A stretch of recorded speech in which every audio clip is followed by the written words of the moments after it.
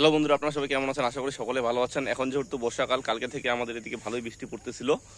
তো আজকে একটু বৃষ্টি কমছে দুপুরবেলা। তো এখন আমি আমার ছাগলগুলোকে ছেড়ে দিলাম, দেখেন।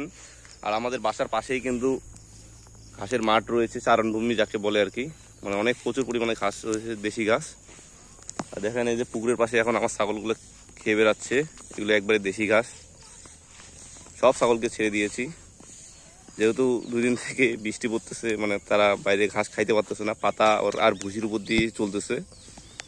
এই জন্য ভাবলাম যে এখন একটু ছেড়ে দেই, তারা একটু ঘাস টাস খেয়ে বেরাক। এই দেখেন আমাদের পুকুরের পাশে কি সুন্দরভাবে তারা ঘাস খাচ্ছে।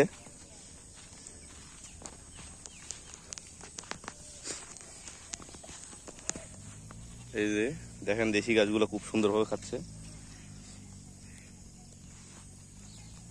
আপনাদের যাদের ছাগল আছে তারা অবশ্যই জানবেন যে বাসার আশেপাশে ঘাসপালা না থাকলে কতটা বিপদ।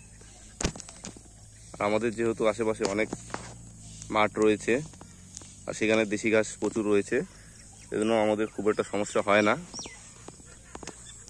মাঝে মধ্যে ছাগলকে এইভাবে মাঠে ছেড়ে দিলে তাদের রোগ প্রতিরোধ ক্ষমতা বাড়ে, প্লাস শরীর সুস্থ থাকে। তো দেখেন তারা খুব সুন্দরভাবে খাচ্ছে।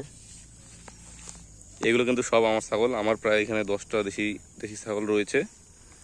আর একটা নতুন নিয়েছি, ওইটাকে বেঁধে রেখেছি। দেখেন তারা খুব সুন্দরভাবে খাচ্ছে। আর এদিকে একটা মজার জিনিস দেখাই আপনাদের।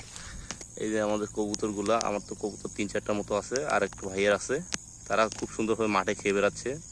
এদেরকে কোনো এক্সট্রা খাবার দিতে হয় না, এরা ঘাসের বীজ খেয়ে বেড়াচ্ছে। দেখেন আসলে দেখলেই ভালো লাগে। তো বন্ধুরা, আজকে এ পর্যন্ত। ভিডিওটি ভালো লাগলে আমার চ্যানেলটি সাবস্ক্রাইব করে পাশে থাকবেন। ধন্যবাদ সকলকে।